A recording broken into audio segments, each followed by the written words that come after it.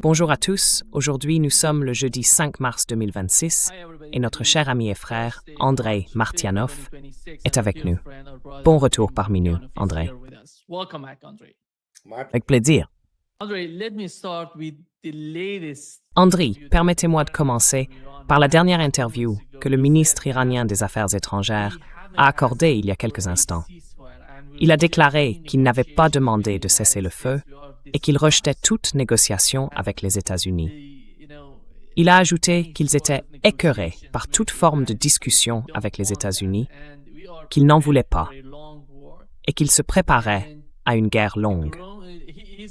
On lui a également posé une question sur une éventuelle invasion terrestre de l'Iran et il a répondu qu'il l'accueillerait volontiers. Si les États-Unis sont prêts à venir, eux aussi sont prêts. À la fin, il semble que le journaliste de NBC lui ait demandé si l'Amérique était toujours considérée comme le grand Satan, comme le disait autrefois le guide suprême de l'Iran, et il a répondu oui. Alors, Andrei, quelle est votre compréhension de la situation actuelle entre les États-Unis et l'Iran? Nous savons que ces opérations au Moyen-Orient sont d'une ampleur considérable. Ils attaquent l'Iran, l'Iran attaque les bases américaines. Quelle est votre analyse de tout cela?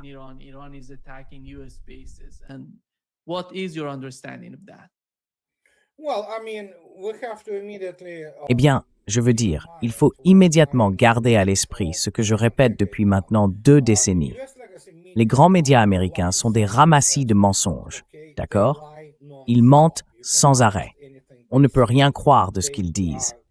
Ils participent directement à ce système médiatique primitif, conçu pour des imbéciles.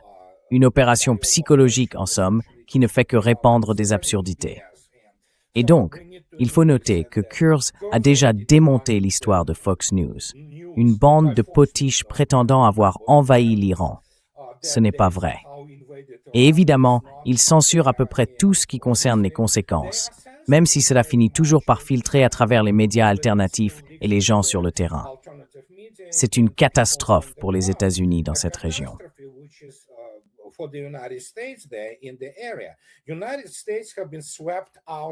Les États-Unis ont été chassés du Golfe Persique. C'est aussi simple que cela. Les États-Unis n'y reviendront jamais sous la forme et l'apparence qu'ils avaient auparavant. Et si l'on regarde de près les dégâts réels qui ont été causés, je ne parle pas, hélas, des pertes humaines des 2 côtés, c'est une toute autre histoire, une sorte de théâtre kabuki, surtout du côté américain, extrêmement sensible aux pertes. Ils n'en admettront donc qu'une partie. Mais si l'on considère les dégâts catastrophiques subis par la base navale américaine à Bahreïn, pour tous les usages pratiques, elle est anéantie. D'autres bases sont attaquées sans relâche. Et il ne s'agit pas seulement de frappes de démonstration sur une piste d'atterrissage. L'Iran détruit des infrastructures extrêmement coûteuses et d'une importance critique, comme les radars.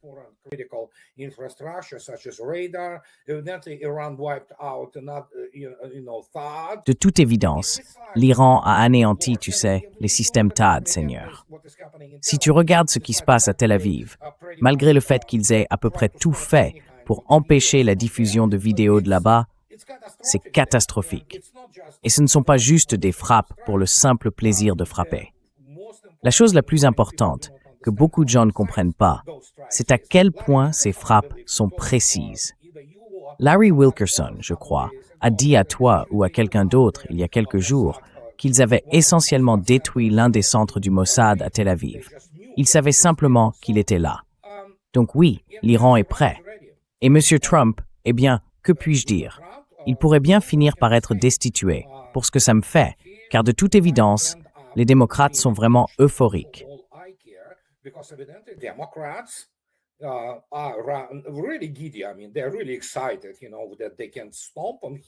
Je veux dire, ils sont vraiment ravis, tu sais, de pouvoir l'écraser. Parce qu'évidemment, tous ces plans des stratèges du Pentagone, et surtout de ces imbéciles de l'AIPAC et de ces conseillers israéliens de Trump, échouent généralement parce qu'ils sont incompétents. Et on peut voir maintenant cette incompétence se manifester partout. Un autre F-15 a été abattu au-dessus de Téhéran. Et donc oui, cela va continuer. L'Iran dispose d'une capacité de frappe suffisante pour infliger des dégâts horribles, et c'est exactement ce qu'il fait. Et l'autre chose, toutes ces monarchies caricaturales du Golfe, elles ne seront plus jamais les mêmes. Je mentirais si je disais que je ne ressens pas un peu de schadenfreude en voyant ce centre commercial en plastique qu'est Dubaï se faire démanteler. Ce ne sera plus jamais ce lieu soi-disant civilisé. C'est fini pour eux.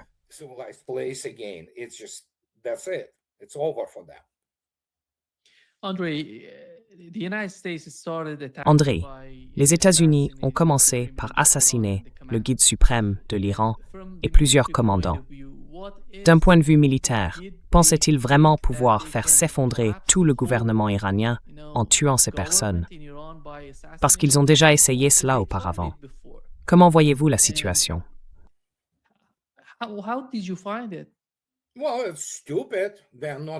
Eh bien, c'est stupide. Ce ne sont pas des gens intelligents. Ils ne savent pas. L'Amérique ne possède pas, en principe, d'intelligence stratégique en tant qu'art de gouverner. Elle n'en a pas. Elle ne compte aucun stratège de réputation internationale. Tout cela n'est que de la mise en scène. Il y a une bande de types qui sortent des citations toutes faites de Sun Tzu ou de Clausewitz. Et ça s'arrête là. Ils ne vont pas plus loin. Ils ne comprennent pas le monde extérieur. Ils ne comprennent pas les sociétés.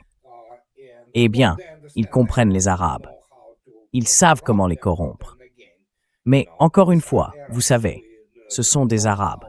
Nous savons à quel point ils sont faibles. Et essentiellement, eh bien surtout quand on regarde les monarchies du Golfe, à quel point elles sont absurdes. Non, je veux dire l'Iran. Quelqu'un devait leur dire que l'Iran, c'est la civilisation.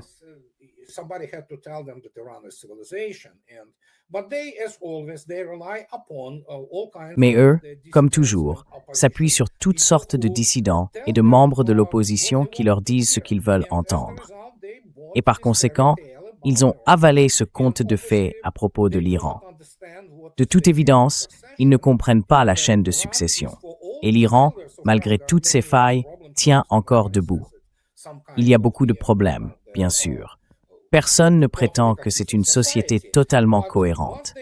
Mais une fois qu'ils ont assassiné, en réalité, assassiné, Ali Khamenei, aussi impopulaire qu'il ait pu être dans certains milieux de la société iranienne, comme cela a été justement dit, ils ont renforcé l'Iran.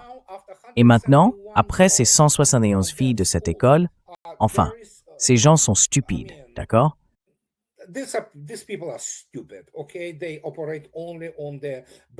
Ils ne fonctionnent que sur la base des lobbyistes et de la classe des donateurs qui contrôlent Trump et son administration.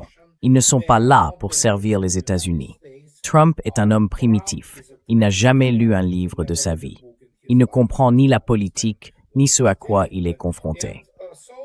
Et donc, le résultat, c'est que les États-Unis s'engagent maintenant dans une longue période sans disposer de ressources. Et ils commencent à mentir. Ils commencent à projeter leur panique à la Maison-Blanche, et vous savez, au Pentagone aussi, en disant oui, que l'Iran veut. Attendez, je veux m'interrompre. Souvenez-vous que Trump, il y a quelques jours, a déclaré que des milliers de soldats iraniens l'avaient appelé. Vous savez, il reçoit les appels. Vous pouvez imaginer ça?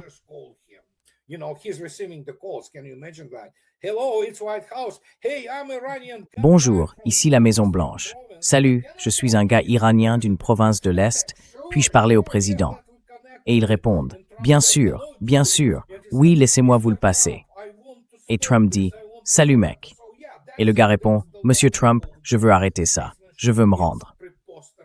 Voilà donc le niveau de diplomatie. C'est absurde, c'est ridicule. Et cela commence déjà à nuire aux Américains, à vraiment porter préjudice aux États-Unis ailleurs. Et aujourd'hui, M. Lavrov publie cette déclaration. C'est destiné à ceux qui ne comprennent pas ce qui se passe et qui se contentent des gros titres des médias. Il dit que l'esprit d'encourage est à l'œuvre. Qu'est-ce que cela signifie? C'est un avertissement. Et oui, tout le monde sait ce qui se passe.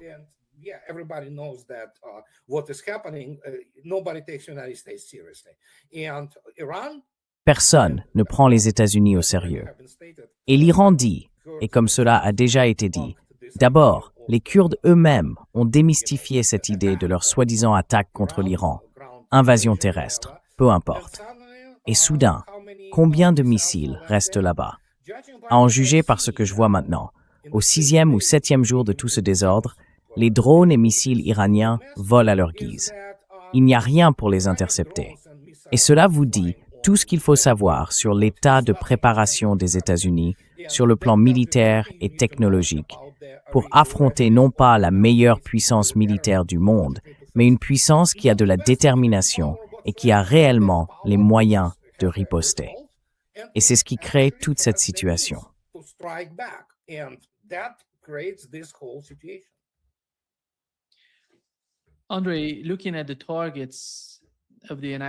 André, en regardant les cibles des États-Unis jusqu'à présent, rien que le premier jour, ils ont attaqué, comme tu l'as mentionné, ces écoles.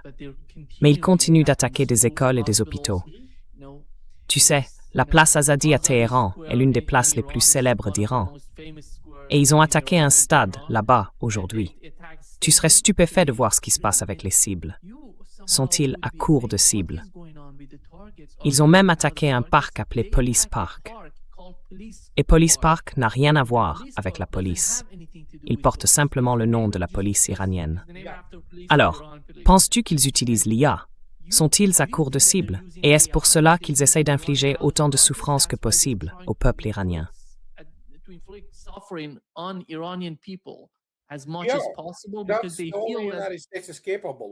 C'est la seule chose dont les États-Unis sont capables. Ils ne peuvent pas mener une vraie guerre. Ils peuvent bombarder. Et voilà le résultat. Je veux dire, il n'y a aucun doute là-dessus. Et évidemment, les États-Unis sont contrôlés par Israël. L'armée américaine ne sert pas les États-Unis. Toute cette histoire de combattre ailleurs pour ne pas avoir à se battre ici, c'est des absurdités. Seules des personnes à moitié lucides pourraient croire à ce genre de cliché. La réalité, c'est la désespérance, une réaction de colère. Ils s'en moquent. Aucun militaire américain ne sait ce qu'est une vraie guerre. Ils n'ont jamais défendu leur famille ni leurs biens.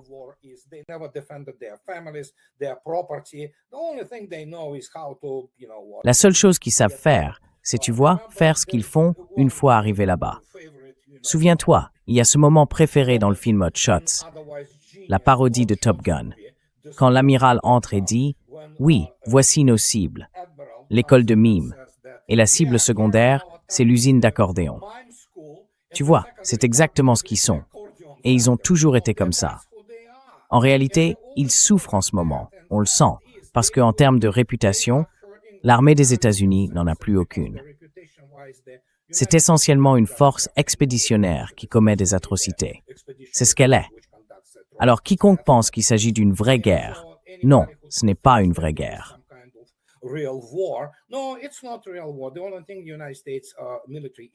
La seule chose que l'armée des États-Unis puisse faire, c'est lancer les armes à distance dont elle dispose et faire tourner sa campagne aérienne. Mais évidemment, on connaît toutes ces histoires à dormir debout. Oui, 3 F-15 abattus par des tirs amis, et maintenant un autre F-15. Ils essayent de le nier, même si tout le monde est déjà au courant, et leurs appareils de recherche et de sauvetage au combat ont déjà récupéré les pilotes. Alors on regarde ça, et on se dit, les gars, qu'est-ce que vous croyez être en train de faire? Vous savez, c'est une guerre israélienne. Et les États-Unis sont, comme je l'ai dit tant de fois, une plage auxiliaire d'Israël. Et donc Trump exécute la volonté d'Israël.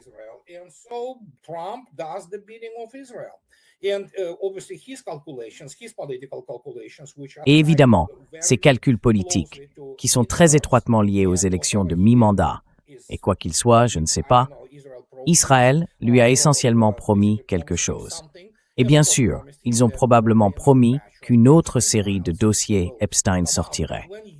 Mais quand le monde en vient à appeler vos forces armées les forces pédophiles Epstein, c'est dire à quel point tout cela est tombé bas. C'est ce que c'est. Ce n'est pas une enquête iranienne. Tous ceux que je connais, de l'Inde à l'Asie de l'Est en passant par la Russie, disent tous ce sont les forces armées Epstein. C'est ce que c'est. Bien que, bien sûr, les dossiers Epstein ne soient qu'un des facteurs qui se sont combinés pour engendrer cette folie, et il n'y a désormais plus d'issue pour les États-Unis, évidemment.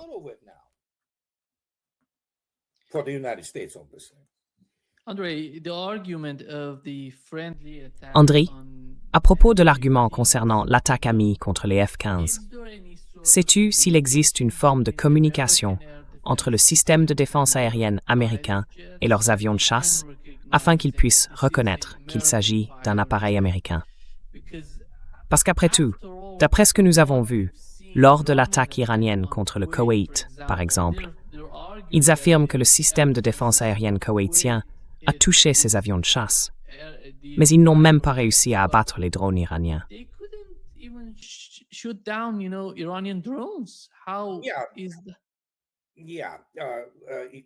Oui, j'ai écrit un livre sur le caractère primitif de la défense aérienne américaine. Les gens doivent comprendre que cette histoire du pilote koweïtien qui aurait soi-disant abattu quelque chose, c'est du baratin. Franchement, qui pourrait croire à ces bêtises? Très probablement, s'il s'est passé quelque chose, c'était le système Patriot.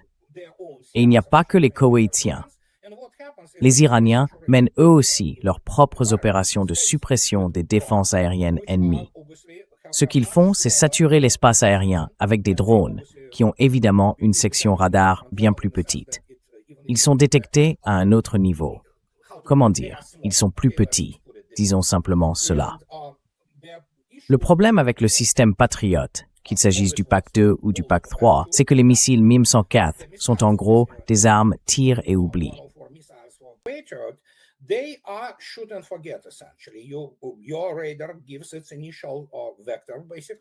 Ton radar fournit essentiellement son vecteur initial. Le missile sort du conteneur et fonctionne pendant une courte période jusqu'à ce qu'il entre dans la phase terminale et active son propre dispositif de guidage autonome. C'est en fait un petit radar, avec une certaine portée, en miles, je veux dire. Et apparemment, c'est là que, d'après ce que je sais, avec certitude, la sélectivité n'est pas très bonne. Par exemple, je sais que lorsque les Russes avaient, dans les années 1970, le complexe S-200, qui est ancien, ils étaient encore à la traîne à ce niveau. Plus tard, les Russes ont en réalité dépassé les États-Unis et possèdent désormais la meilleure technologie radar. Mais déjà à l'époque, par exemple, les ogives semi-actives et actives utilisées dans les missiles S-200 avaient un très bon dispositif de guidage et une excellente sélectivité.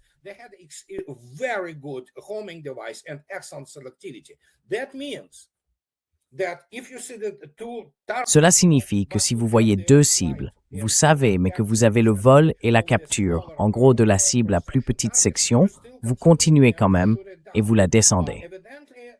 De toute évidence, les missiles Patriot ont des problèmes.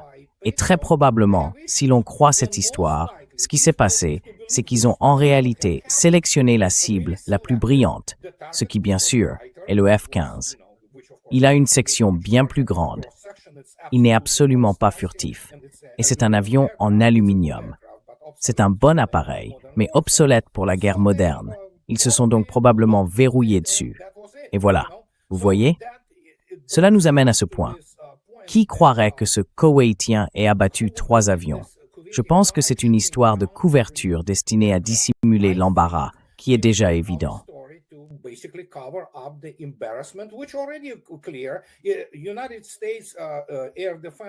La défense aérienne des États-Unis a déjà été mise en difficulté en Ukraine. Comme je le répète sans cesse, en citant le lieutenant-général Simeon, premier commandant adjoint des forces aérospatiales russes, le Patriot PAC 3 ne peut même pas se défendre lui-même, alors oubliez de défendre quoi que ce soit d'autre. Et nous pouvons le constater. Nous voyons maintenant aussi que 2 radars, qui constituent la partie la plus coûteuse du système THAAD, ont déjà été détruits par les Iraniens. Certains disent que l'un a été détruit par des drones, l'autre par un missile. Cela vous dit tout ce qu'il faut savoir à ce sujet. C'est tout simplement très inefficace. Et quand on regarde aujourd'hui, même Bahreïn est en feu, d'accord? La base américaine de la 5e flotte n'existe pratiquement plus.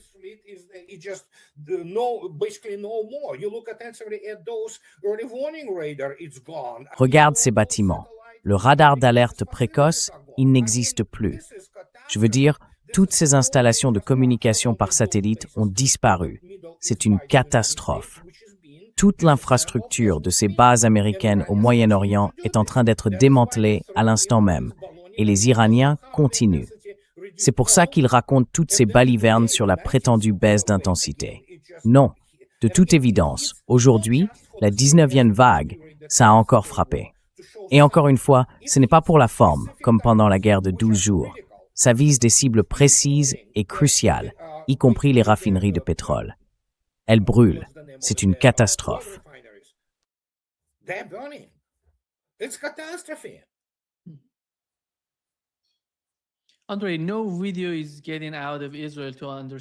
André, aucune vidéo ne sort vraiment d'Israël pour voir ce qui s'y passe. Mais l'une des vidéos qui a circulé montre que, lorsqu'ils ont finalement réussi à intercepter le missile, ils ont utilisé quelque chose comme 42 ou 44 intercepteurs. Si c'est bien la réalité de la situation, c'est incroyablement dévastateur si la guerre se transforme en guerre d'usure pour les États-Unis.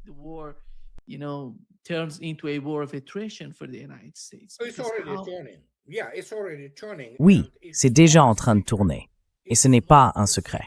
Ce n'est pas un secret qu'il y a une offre très limitée de missiles, par ailleurs, toujours inefficaces, ainsi que des systèmes Patriot et THAAD très peu performants. Je ne me souviens plus combien de systèmes THAAD les États-Unis possèdent. 2 d'entre eux ont disparu maintenant, avec tout ce qu'ils visaient. Et encore une fois, j'ai écrit 4 livres à ce sujet. Personne n'y a cru. Et encore une fois, pendant l'opération militaire spéciale, le Pentagone buvait la potion servie par tous ces soi-disant spécialistes ukrainiens. Ils étaient grisés par leur propre propagande, sans comprendre que les données qu'ils recevaient étaient en grande partie des déchets, vous voyez. Et maintenant, tout cela est à nouveau mis en lumière, cette fois par l'Iran, dont les systèmes de missiles ne sont pas aussi efficaces ni aussi avancés que ceux de la Russie.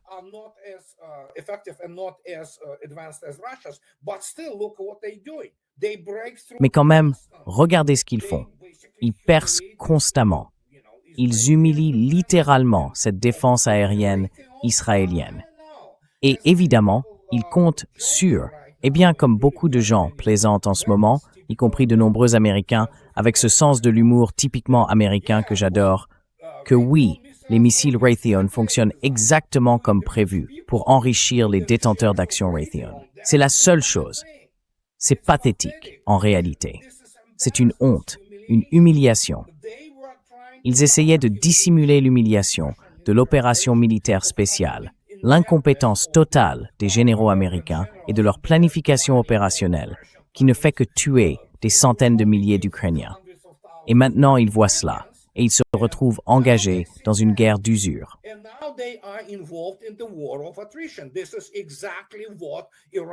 C'est exactement ce que voulait l'Iran. Exactement. Mais tu ne peux pas expliquer ça à cet adolescent à la personnalité narcissique dans la Maison-Blanche, contrôlé par on ne sait quoi. On ne sait pas non plus ce qu'il y a d'autre dans ces dossiers Epstein. Il y est mentionné quelque chose comme 5000 fois, tout en prétendant « Oh oui, je le connaissais à peine ». Bien sûr, ce type était pratiquement son meilleur pote. Voilà où nous en sommes. Et la décumulation continue. Et Israël s'est toujours trompé dans ses calculs, car maintenant nous avons le Hezbollah au Liban qui brûle leur char Merkava. Et devine quoi? La seule chose qu'ils savent vraiment bien faire, c'est la propagande, les opérations psychologiques, mentir, censurer, et c'est à peu près tout. Mener une vraie guerre? Pas vraiment.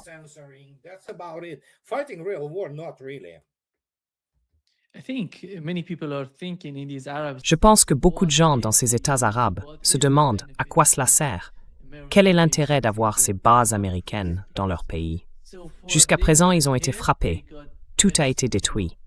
Et la seule chose que les États-Unis ont faite, c'est d'utiliser ces bases pour attaquer l'Iran et défendre Israël. Rien pour les États arabes.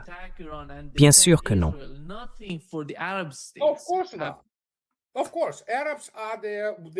Bien sûr, les Arabes sont, vous savez, traités comme des vaches à traire. On leur vend cette technologie américaine qui ne fonctionne pas et on leur donne un faux sentiment de sécurité. Nous avons vu tout ce qu'il y avait à voir. Je veux dire, même lorsque les États-Unis essayent de se défendre, ils sont absolument impuissants. Mais oui, C'était à propos d'Israël. Maintenant, vous avez des gens des Émirats arabes unis et du Qatar qui disent « Oh, ils nous ont menti. Ils sont là pour défendre Israël. » Bien sûr que oui. Les États-Unis sont contrôlés par Israël. Les États-Unis n'ont pas de Congrès américain, c'est la Knesset 2.0. Monsieur Trump est essentiellement un atout israélien. Leurs loyautés vont à Israël. Et donc, quand on regarde cela, c'est juste d'accord. Et c'est l'histoire.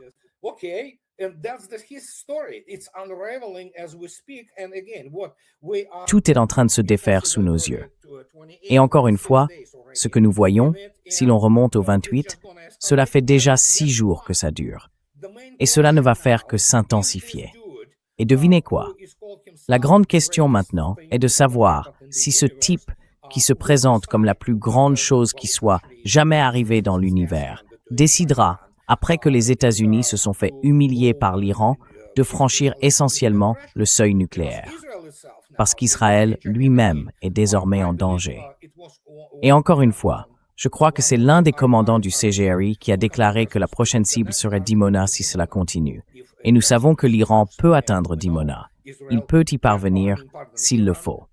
De plus, il existe d'autres moyens d'y parvenir.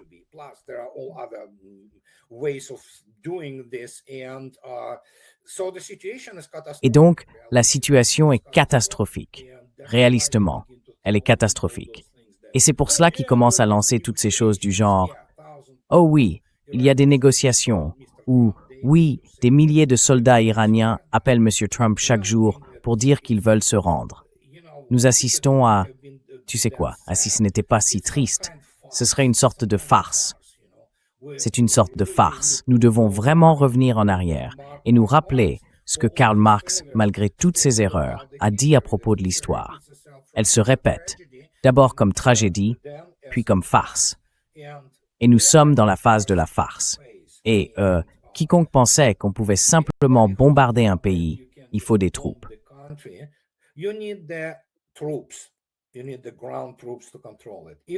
Il faut des troupes au sol pour le contrôler. Les États-Unis n'ont absolument aucune ressource pour occuper l'Iran, encore moins pour le combattre afin de l'occuper.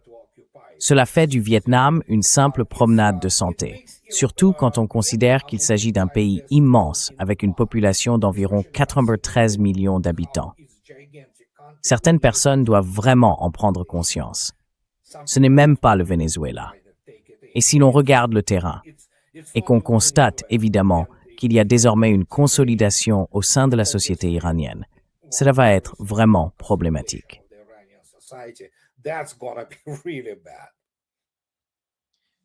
André,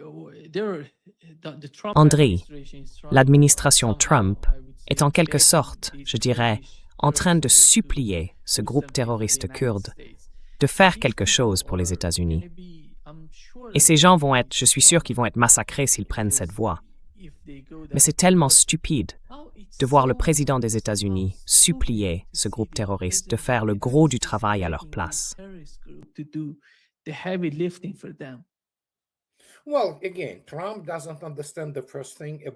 Eh bien, encore une fois, Trump ne comprend absolument rien à la guerre. Il ne comprend pas. C'est un homme de spectacle et un escroc de l'immobilier new-yorkais. Il est aussi, manifestement maintenant, comme on le découvre, sous le contrôle d'Israël. Et Israël ne sait pas ce qu'est une vraie guerre, car il n'a jamais affronté un ennemi véritablement compétent. Même aujourd'hui, lorsqu'il affronte le Hezbollah, qui dispose de tous ces petits cornettes minuscules. Et tu l'as vu toi-même, même à Gaza. Qu'est-ce que c'est? 2 ans et demi. Qu'ont-ils accompli là-bas, sur ce minuscule morceau de terre, plus petit qu'un arrondissement de Seattle? Rien.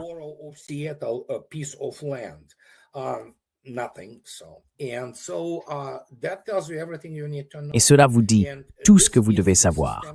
C'est le système lui-même. En somme, c'est une catastrophe, un effondrement, dont j'écris depuis de nombreuses années. L'armée des États-Unis n'a pas l'ADN culturel nécessaire pour mener de véritables opérations interarmes d'envergure contre des ennemis qui ripostent réellement. Et l'Iran peut riposter, et il le fait.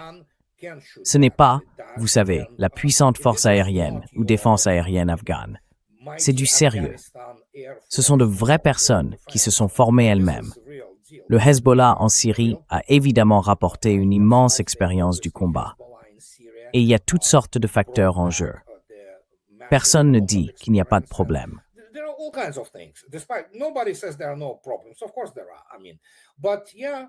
Bien sûr qu'il y en a, je veux dire. Mais oui, regarde ça. Le détroit d'Ormuz est maintenant fermé, tu vois? Il est effectivement fermé, sauf pour ce que le chef d'état-major a déclaré, selon le protocole iranien. Et quel est le protocole iranien? C'est nous qui décidons si vous pouvez entrer ou sortir. Voilà. Et déjà 10 pétroliers sont en feu, d'accord? Donc, cela signifie que les Chinois et les Russes sont principalement ceux qui entrent et sortent. Et soudain, on observe une flambée des livraisons de pétrole vers la Chine et l'Inde, du pétrole russe. Ils pensaient être plus malins à Washington. Ils ne le sont pas. Ils ne sont pas très bons. En guerre? Absolument pas bons. Il semble qu'il y a à peine quelques instants, la nouvelle soit tombée. L'ONU a demandé à l'Iran s'ils avaient fermé le détroit d'Ormuz. Voici la réponse de l'Iran. Nous n'avons pas fermé le détroit d'Ormuz, mais il n'est pas actuellement ouvert.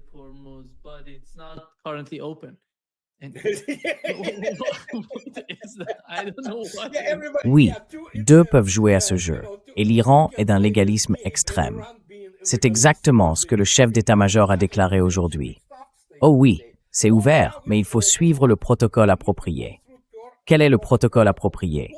Eh bien, si vous figurez sur la liste des pays inamicaux, les ennemis de l'Iran, vous ne passerez pas. Qui sont les ennemis de l'Iran?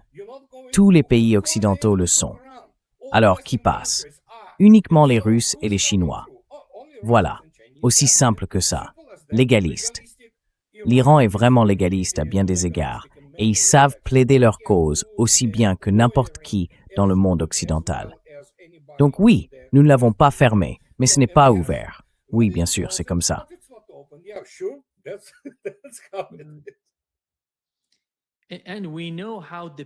Et nous savons à quel point le Japon et la Corée du Sud, par exemple, dépendent du détroit d'Ormuz.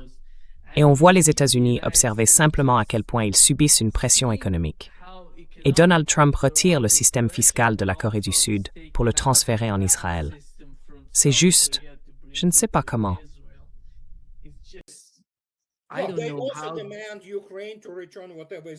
Ils exigent également que l'Ukraine rende ce qu'il en reste. Cela vous dit tout ce qu'il faut savoir. C'est en somme une preuve flagrante, non pas un symptôme, mais une preuve de la mauvaise préparation de l'armée des États-Unis et du manque total de ressources. Très bien, gardons cela en tête. Disons qu'ils prennent cela à la Corée du Sud.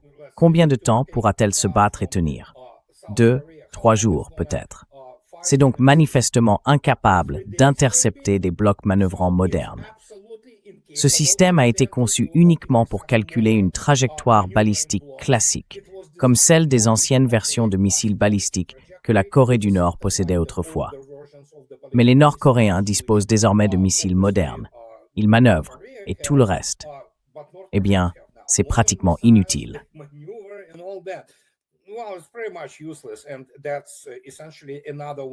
Et c'est essentiellement un autre qui va mordre la poussière, si l'on peut dire, une fois que ces drones iraniens arriveront et qu'il n'y aura rien pour les intercepter. Encore une fois, beaucoup de gens ne comprennent pas. Les États-Unis ne disposent pas de système de défense aérienne rapproché et à courte portée de classe mondiale. Ils n'ont pas de Pantsir, ils n'ont pas de Thor. Ils n'ont pas tous les autres systèmes que, par exemple, les Russes possèdent. C'est pourquoi les Russes peuvent abattre la majorité des drones, parce qu'ils sont aussi ceux qui protègent les systèmes à moyenne et longue portée. Les États-Unis n'ont pas cela. C'est là le problème. Ce qu'ils ont, c'est un SHORAD. C'est encore, en gros, un MANPAD, monté sur un châssis de Humvee. C'est tout. Ce n'est pas sérieux.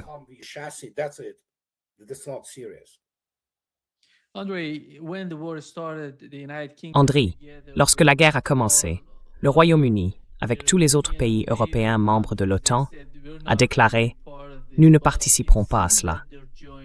Mais il semble qu'ils se joignent maintenant au conflit. Ils envoient leurs porte-avions et leurs armes pour défendre. En quoi cela montre-t-il une certaine forme de désespoir de la part de Donald Trump? Est-ce pour cela qu'il a besoin de ces personnes, de ces pays, pour l'aider? Et dans quelle mesure sont-ils capables de défendre Israël s'ils s'unissent tous?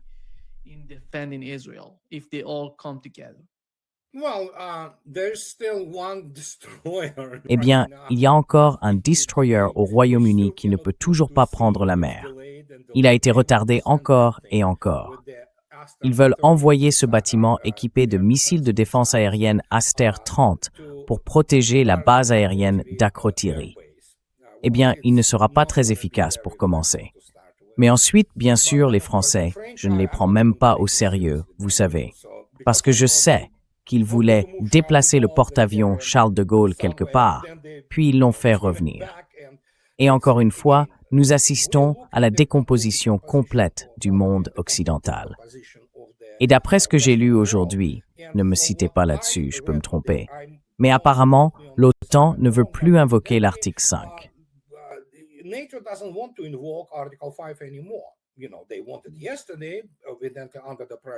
Tu sais, ils voulaient le faire hier, mais ensuite est venue la pression des États-Unis. Mais enfin, quel est l'intérêt? Qu'est-ce qu'ils peuvent apporter? Rien en réalité. La majeure partie de leur arsenal a été anéantie pendant l'opération militaire spéciale en Ukraine. Et beaucoup de gens ne comprennent toujours pas. En ce moment même, une autre ville a été prise par les Russes. Ils commencent à encercler Zaporizhia. Et oui, tout se passe bien. Si tu vois ce que je veux dire, avec ironie, pour l'Occident collectif et pour l'OTAN. Ils ont été démilitarisés et voilà le résultat. Et puis Trump dit qu'il est le président de la paix. Je doute que l'Amérique dans son ensemble, les vrais patriotes américains, le voient ainsi. Ils ont déjà compris ce qui s'est passé. Trump, en somme, est un cadavre politique.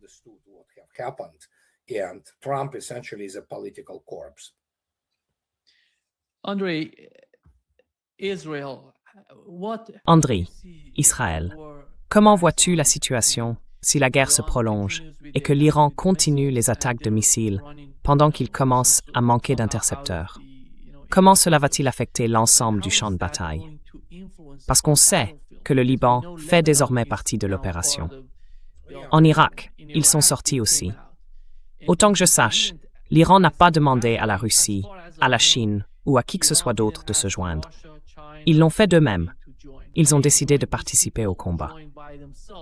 Oui. Et comment vois-tu la combinaison des forces dont dispose l'Iran, comme le Hezbollah, et aussi ces groupes en Irak qu'ils appellent également Hezbollah?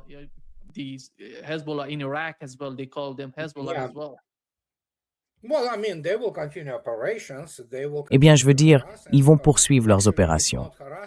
Ils continueront à harceler. En fait, ce n'est même pas du harcèlement. Ce sont de véritables affrontements acharnés au Liban. Je sais qu'hier, 5 Merkava sont partis en flammes. Et vous savez, le Hezbollah a fourni les vidéos. Donc oui, tout ce mythe autour d'Israël, ils ne sont pas si bons, d'accord? Ils sont doués pour faire du génocide. Mais en ce qui concerne la conduite d'une vraie guerre, la seule chose qu'ils ont, c'est l'aviation. C'est tout. Et toute cette idée, ce concept militaire dévoyé fondé sur l'aviation de combat comme solution à tout, ça ne marche pas. Pas aujourd'hui. Le monde moderne est complètement différent, et c'est ce que beaucoup de gens ne comprennent pas.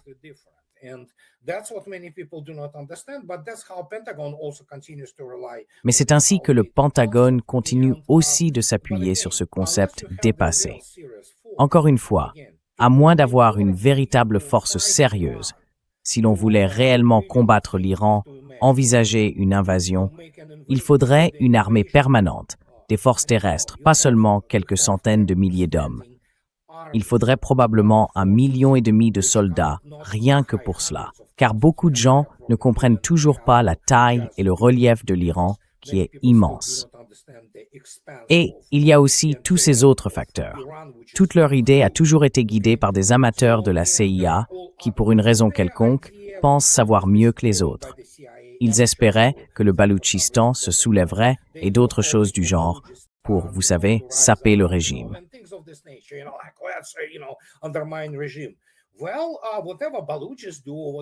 Eh bien, quoi que fassent les Baloutches, ou qui que ce soit qui fasse quoi que ce soit, et quelle que soit leur relation avec le Pakistan, surtout après-demain, ou aujourd'hui, je ne me souviens plus, il y aura les funérailles d'Ali Khamenei. Seigneur, ces gens ne comprennent pas à quoi ils ont affaire. Mais encore une fois, tu as vu à quel point ces amateurs ont lamentablement échoué avec la Russie. Je veux dire, ils attendent toujours que les Russes manquent de missiles et le régime de Poutine est censé s'effondrer d'une minute à l'autre, tu vois. C'est ce genre de personnes qui font tout ça. Ils n'ont aucune idée de ce à quoi ils sont confrontés. Et les professionnels qui sortent et disent « Ne le faites pas, nous ne sommes pas prêts ». Tu sais, on les écarte du pouvoir parce que c'est essentiellement le stade final de la décomposition politique.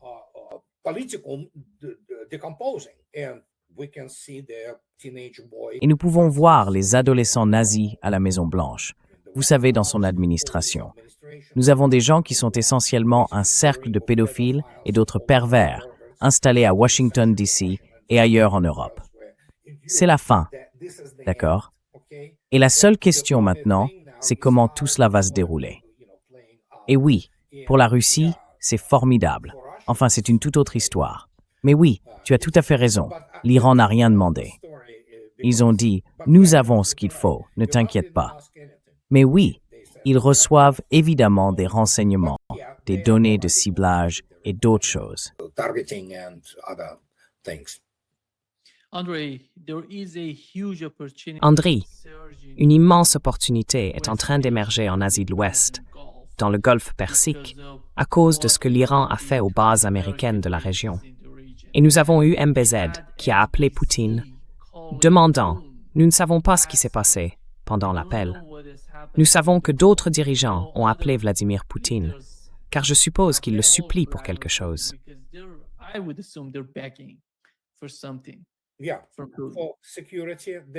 Oui, pour la sécurité. Ils veulent préserver leur mode de vie extrêmement luxueux et ils veulent préserver leur monarchie. Évidemment leur défense, qui était la chose la plus importante. Et même si compter sur les États-Unis ne fonctionne pas, ils ont vu par eux-mêmes à quel point ils pouvaient être vulnérables. Surtout maintenant, avec ces centres de données détruits par les Iraniens. Alors, que vas-tu faire? Tu vas te rendre compte que ce ne sont pas des régimes, comment dire, autosuffisants, si tu veux. Ils ne peuvent pas se maintenir seuls. Par exemple, regarde Dubaï. Ils ont vendu Dubaï comme une sorte de luxe, mais en réalité, c'est un centre commercial en plastique construit par des esclaves venus du Bangladesh, d'Inde et ainsi de suite. Mais oui, c'est la seule chose qu'ils peuvent faire. Et le pétrole, eh bien, devine quoi? Maintenant, ils ont pratiquement tout vu. Parce que la dernière fois, l'Iran ne les avait pas autant frappés.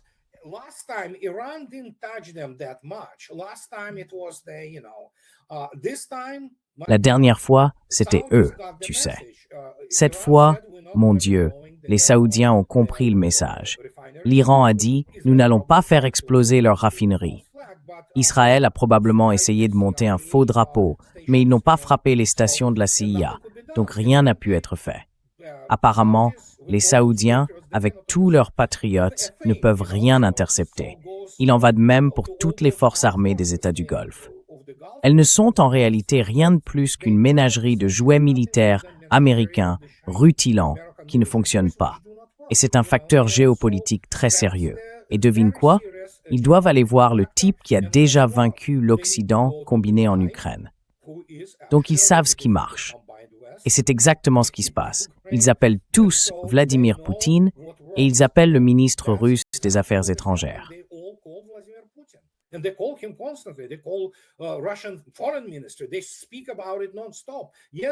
Ils en parlent sans arrêt. Hier, Lavrov s'exprimait au nom de plusieurs d'entre eux avec les ministres des Affaires étrangères de ces États du Golfe. Ils vont donc chercher une nouvelle protection. La Russie va-t-elle la leur fournir? Je ne le pense pas. Les Russes ne sont pas intéressés à offrir une quelconque protection. D'abord, parce que la Russie elle-même est un grand producteur de pétrole et d'énergie en général. Ensuite, je veux dire, ils peuvent acheter la technologie russe. Très bien. Les Russes la leur vendront et les formeront. Mais au-delà de cela, protection contre quoi? Les Russes restent attachés à cette idée centrale du droit international.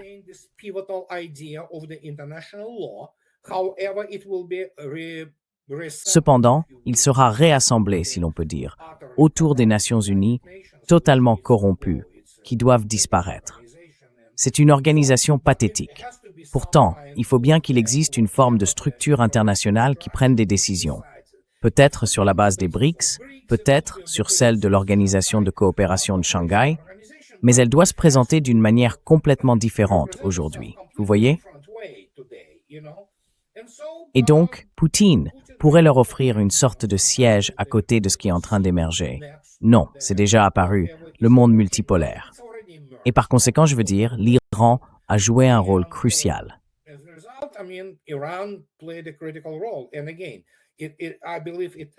Et encore une fois, je crois que cela a été dit délibérément pour souligner et insister sur le fait que l'Iran n'a demandé aucune aide. Nous en avons assez. Sauf bien sûr qu'il faut comprendre que les Chinois et les Russes fournissent, comme je l'ai déjà dit, une reconnaissance et une alerte précoce adéquates. Voilà ce que c'est. C'est le nouveau monde. Les gens veulent un nouveau monde. Ils en ont assez de ces régimes pathétiques en Europe et aux États-Unis, qui sont totalement corrompus dans leur kakistocratie. Ce n'est même plus une oligarchie. Voilà, tu vois, ce sont leurs convulsions.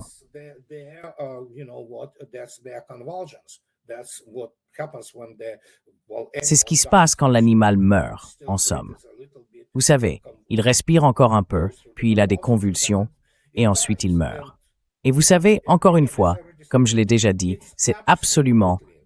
Eh bien, je sais qu'il y a beaucoup de personnes honorables et beaucoup de gens courageux dans les forces armées américaines, pour qui, sans doute, il est insupportable d'être désormais qualifié de force pédophile d'Epstein, parce qu'ils combattent au nom de ce qui s'est essentiellement produit.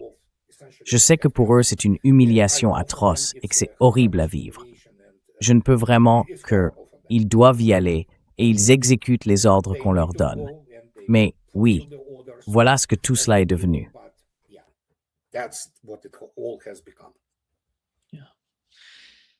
Oui, merci. Merci beaucoup, André, d'être avec nous aujourd'hui. Avec plaisir, comme toujours. Merci. Au revoir.